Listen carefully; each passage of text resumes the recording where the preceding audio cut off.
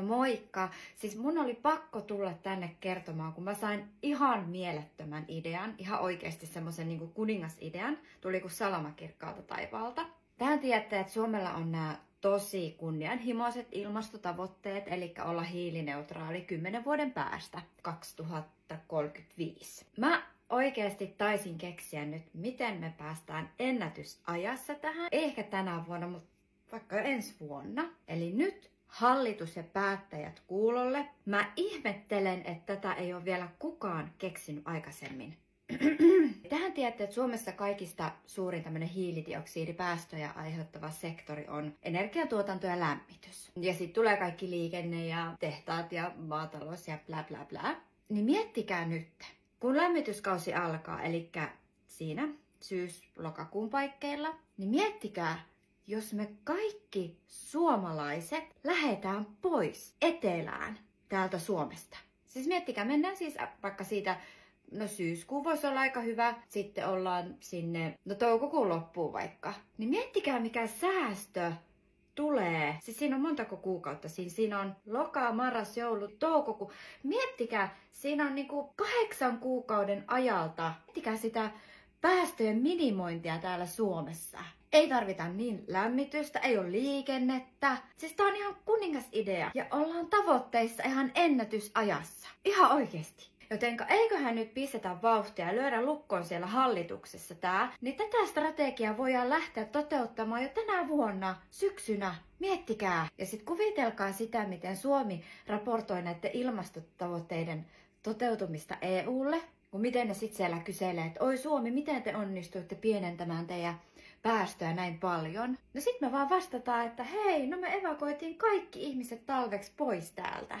Parasta innovaatiota. Et eiköhän aleta pakkaa laukkuja. Apua, mikä se salasana nyt oli? Ootas, mä en muista tallennettiinko me sitä, mutta hei, miten se olisi noin Spice Girlsin Wannabin sanat? Ei. Rakastuimme looseriin sanat? Ei. Lapsuuden kodin puhelinnumero? Ei. Lapsuuden kavereiden kotipuhelinumerot? Ei. Simsin rahakoodi? No ei. Everybody?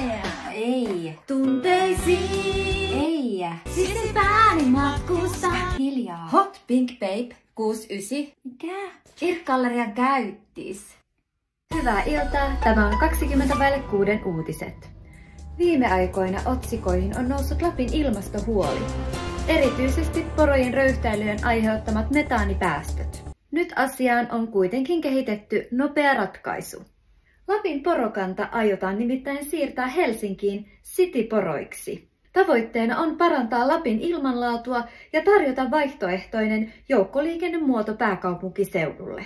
Studiossa kanssani on maa- ja metsätalousministeriön porosiirtoprojektin erityisasiantuntija Anna Korhonen ja etänä Pahamasaarilta porojen kaupunkilogistiikan ja ilmastovaikutusten erityisasiantuntija Pekka Virtanen. Tervetuloa! Kiitos! Kiitos! Anna, voisitko kertoa meille, mistä tässä Cityporo-hankkeessa on kyse? Joo, totta kai. Suunnitelmana on, niin kuin kerroit, siirtää tämä Lapin porokanta täysin Helsinkiin cityporoiksi. Tämä luonnollisesti vähentää näitä porojen aiheuttamia metaanipäästöjä siellä Lapissa. Ja siis, jotta saadaan hyöty tuplattua, niin samalla porot tulevat osaksi Helsingin joukkoliikennettä, muun muassa porobussien ja pororatikoiden muodossa. Pekka, kertoisitko lisää tästä strategiasta? Pilotointivaihe alkaa jo nyt syksynä, kun nämä ensimmäiset testibussit ja ratikat otetaan käyttöön. Vuoteen 2030 mennessä tavoitteena on, että jokainen helsinkiläinen voi matkustaa töihin tai kouluun porokyydillä. Ja näinhän me otetaan Helsingissäkin askel kohti puhtaampaa, no vähän hitaampaa, ja voisiko näin kevennyksenä sanoa, että pehmeä turkkisempaa ympäristöä. Jahas, meillä taisi linja katketa, joten jäi aika lyhyeksi tuo asia tuosta teknisestä toteutuksesta. Mutta Anna, haluatko vielä sanoa lopuksi jotain tästä strategiasta? No ei, kun vaan tämän meidän projektin iskulauseen. Ei enää röyhtäile Lapin luonnossa, kun on Cityporona stadissa. Kiitos Anna. Todella mieleenpainuva iskulause. Jäädään mielenkiinnolla seuraamaan tämän projektin toteutumista.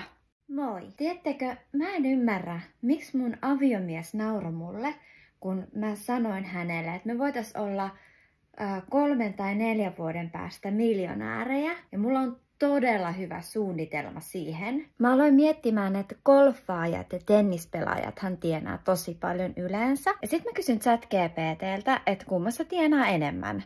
No se sanoi, että tenniksessä. Ja mä oon kuullut, että 10 000 tuntia, kun harjoittelee jotakin lajia, niin on jo ammattilainen. Jotenka, jos mä alan harjoittelee noin 8 tuntia päivittäin, niin noin 3-4 vuoden päästä mun pitäisi olla ammattilainen. Sitten enää tarvii voittaa joku semmonen Grand Slam-turnaus. Ja niissä ne palkinnot on jotain 3-4 miljoonaa. Plus sitten kaikki sponsorisopimukset, muut, mistä voi tulla 100 miljoonaa. Niin ihan hyvin voidaan kituttaa se 3 tai 4 vuotta, että mä rupean nyt harjoittelee. Niin mä en ymmärtänyt, miksi hän niin nauroi tälle suunnitelmalle. Joo, mä katon ihan hetken mä katon tää Facebookin äkkiä, kun mä en oo pitkään aikaan käynyt. Joo, katsotaan tuosta. Täällä on nykyään vaan näitä mainoksia on. Ei täällä mitään muuta ole tänä päivänä kuin vaan näitä mainoksia. Jaa, miten se Korhosen Paula on laittanut nyt kaverikutsun?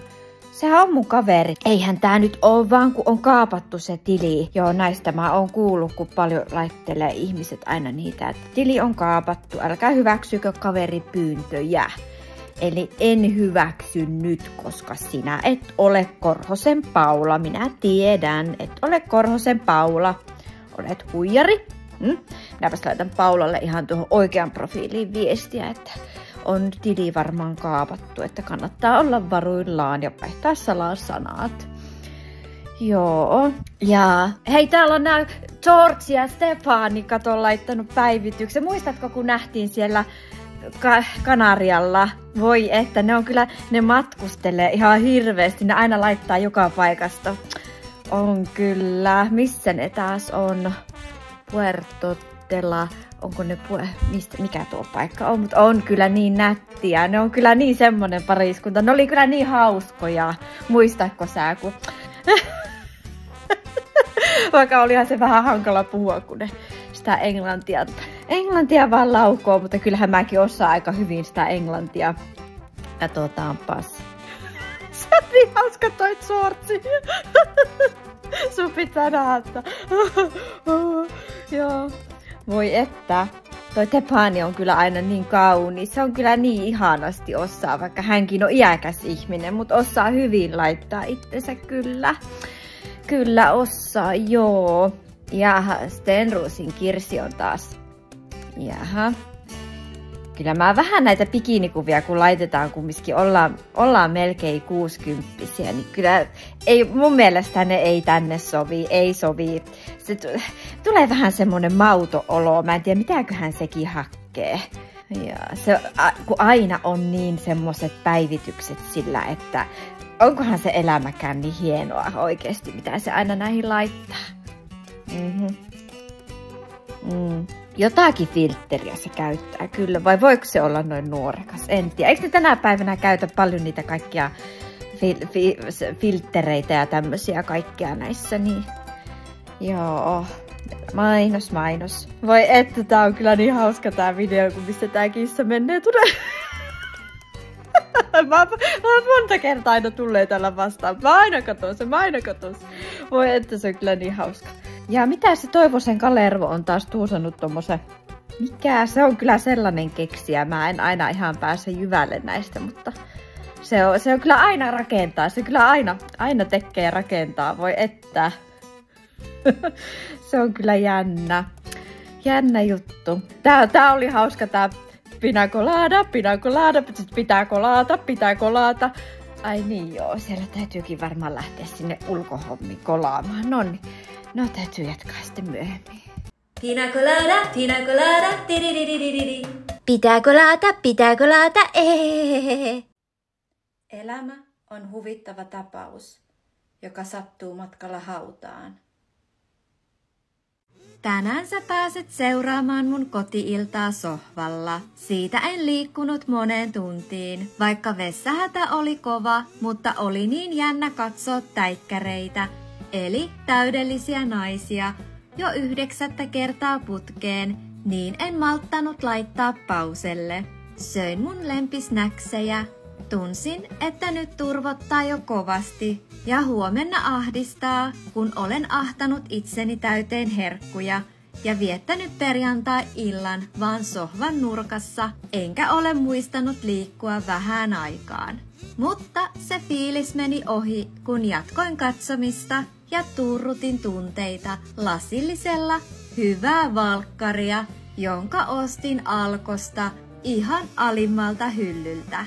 Oli muuten todella edullinen 6,95 ja ihan bueno tällaiseen rentoon koti-iltaan. Suosittelen! Kun viihtyy, niin ilta alkaa mennä aika pitkäksi. Joten torkahtelin sipsit suussa ja melkein kaadoin valkkaria mun syliin. Sitten katsoin kelloa, joka oli jo yli puolen yön reippaasti, joten hipsin siitä suoraan sänkyyn, pesemättä hampaita, ja en muistanut käydä siellä vessassa, joten yöllä varmaan pissihätä herättää jo 4 aikaan. Kiitos kun olit mukana. Hyvää yötä! Mä jäin kiinni. Jos sä oot mun kohtalotoveri, please kommentoi se. Story time! No ei mulla oikeesti ole kahvia tässä. Tää on vaan ihan rekvisiita, kun ihmiset aina pitää kahvikuppia, kun ne kertoo tämmöisen storytimea tai muuta. Mut okei. No mä mietin sillä, että kun ihmiset pitää hirveän paljon kaikkea storytimea täällä. Mietin, että mulla ei ole oikein semmoista mitään kivaa tarinaa. No sit mä mietin, että mistä mä puhuisin. No sit mä ajattelin, että no kerran mulle kävi sillä aika hassu juttu. Ja jos sä oot mun kohtalotoveri, niin please kommentoi se. Se olisi hauska kuulla sun tarina, miten sulle kävi näin. Mä olin tulossa kaupasta. Ja te tiedätte ne kaupan liukuovet, siis ne automaattiovet, mitkä menee tälleen kiinni automaattisesti, ja aina kun meet ja kuljet pois siitä välistä, joo, tiedätte, joo, saitte kiinni. Niin mulla kävi kerran niin, että ne oli just menossa tälleen kiinni, niin mä ajattelin, että mä niinku pujahdan siitä välistä tosi nopeasti. Mä olin siis menossa ulos kaupasta, tosi nopeasti silleen, että niinku tiedätte silleen, mikä nyt voisi niinku nopeasti liukahtaa jostain. Joo, niin sit mulla kävi niin, että kun mä yritin tosiaan, että mä menen nopeasti siitä, kun ne oli just sulkeutumassa ne ovet, niin mä jäin kiinni niihin liukuovien väliin. Ne niinku meni just silleen kiinni, että mä en pystynyt menemään eteenpäin eikä taaksepäin. Sitten ne liukuovetkin varmaan mietti silleen, mitä vittu? Että niinku hei, come on, että niissä pitäisi olla ne tunnistimet, mutta ei ne oo varautunut tämmösiin niinku tämmöisiin liukkaasti putkahteleviin tyyppeihin. Sitten siinä kävi niin tosiaan, että ne vähän aikaa puristi mua, koska ei ne liukuovetkaan varmaan tiennyt, mitä niiden pitää tehdä. Että meneekö ne nyt kiinni vai meneekö ne auki? No okei, voimahan niissä ei kova. Mulla on ollut vaaraa. Mä oon ihan kunnossa. Ne puristu vähän aikaa siinä sillä, että mä joudun olemaan sen hetken 1, 2, no ainakin 2 sekuntia siinä välissä. Silleen, että joo, voisitte se nyt avautua. Että kun mä en päässyt siitä mihinkään. Tiedätte, voitte kuvitella sen näkymän, kun joku on siinä liukuovetten välissä silleen odottaa, että voisiko avautua. Joo, ja sitten se hetki, kun ne oikeasti päätti, että täytyy varmaan avautua. Niin sitten kun ne avautui, sä pääsit sitä vapaaksi ja kävelit sitten silleen nolona autolle, että joo, no niin. Hei, kerro mulle, jos sä oot mun kohtalotoveri, onko sulle käynyt koskaan näin? Nyt mä otan tän mun rekvisiittakahvia ja juon tästä näin. Keski-ikäisten videoita, joista hän selkeästi huomaa, tai jo heti kun näkee sen videon, niin ensimmäisen sekunnilla näkee, että tällä videolla on varmaan 1 tykkäys. Ja sitten sillä on 1 tykkäys, johtuen siitä, että ketään ei kiinnosta. Siis se on surullista, että jos keski-ikäinen yrittää olla jotenkin hottis. Sinun kuuluu sanoa näin. Niiskuneiti, haluatko kantaa tätä sormusta ikuisesti sormessasi? Mitä jos sormuksen omistaja tulee? Peikko! Hyvä on. Niiskuneiti, haluatko kantaa tätä sormusta ikuisesti sormessasi? Ai, tämä tuli niin äkkiä. Mitä tarkoitat? Itsehän käskit minun kysyä. Joo, hei, istu vaan alas. Niin, teillä oli se nimenmuutosasia. Oliko uusi nimi jo mielessä? Bra. Anteeksi? Bra. Nyt en ymmärrä. Haluan olla bra. Joo, siis etu- vai sukunimi? Pelkkä bra. Tuosta tulee mieleen ihan se nuorison käyttämä reaktio. Niin mä haluan identifioitua reaktioon. Identifioitua reaktioon? No en tiedä. Oota, mä katon ohjeesta.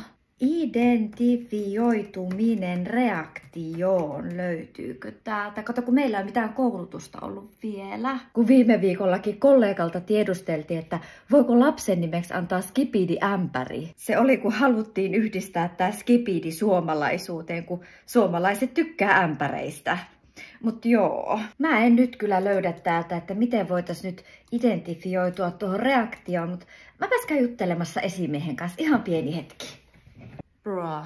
Jos haluatte valita palvelukieleksi suomen, näppäilkää numero 1337. Halo, oliko universumi? No joo, siis mä oon semmosella asialla liikenteessä. Mä oon nyt täällä keittiön lattialla ihan niinku romahtaneena.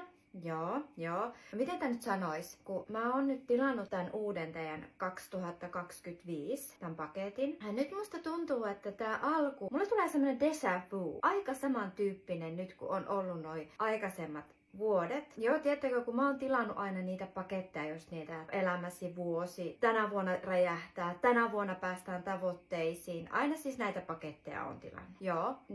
Joo. Mulla on nyt semmonen fiilis, että tää on vähän samantyyppinen. Tässä on joku valmistusvirhe tässä teidän nyt 2025 paketissa kuin niissä edellisissäkin. No mun piti olla miljonääri. Joo, sit piti ostaa uusi auto. Joo, päästä muuttaa. Mä lomailen ainakin se 2-3 kertaa vuodessa. Vähintäänkin viikon 2 reissuja. Joo. Ja sit semmoista ihanaa, tiettäkö, huoletonta, helppoa, kivaa elämää. Ei niitä talousvaikeuksia yhtään. Unettomia öitä. Joo, ei. Joo, ja sit se ahdistus. Mä en tiedä, mikä teillä oli tuossa viime vuoden paketissa. Ahdistuksen määrä. Miten paljon te laitatte sitä ahdistusta aina sinne? Onko siinä joku extreme hard mode? Niin, ja sit tiettekö se pelko? Voitte sanoa suoraan, jos teillä on joku valmistusvirhe. Vai onko tää sit joku testi vai? Joo, ymmärrät. Olisi semmonen vaikka puoli vuotta tosi tasasta. Talous nousis ja ei ole sitä ahdistusta. Ai mitä?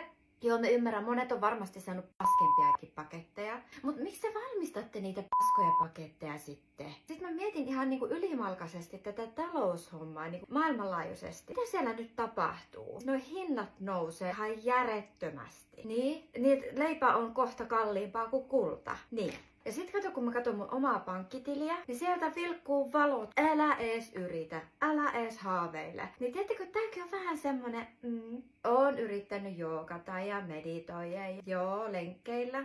Tiedättekö, ei se vaan auta. Joo, en oo päässyt semmoseen rauhaan. Okei, no yhdistä. No moi! Joo, siis teillä varmaan oli joku jälki tästä keskustelusta jo siellä, mutta ettei tarvinnut kaikkea selittää uudestaan. No mä toivoisin, että vaikka tää 2025, mietin, että pystyisikö jotenkin, niin ei varmaan pysty vaan pomppaamaan nyt yhtäkkiä silleen 2026 malliin tai 2027 malliin. Vai onko se mahdollista? Niin te koitatte nyt päivittää sitä. Niin teillä on joku tiimi nyt ratkaisemassa sitä. Okei. Mä nyt odotan, vaikka aika monta vuotta mä oon nyt odottanut. Okei, tehdään niin. Mä odotan vielä hetken, niin toivotaan, että saadaan semmonen hyvä päivitys teille. Yes, hyvä. Joo, laittakaa sähköposti, kun on päivittynyt. Joo, kiitos. Hei hei!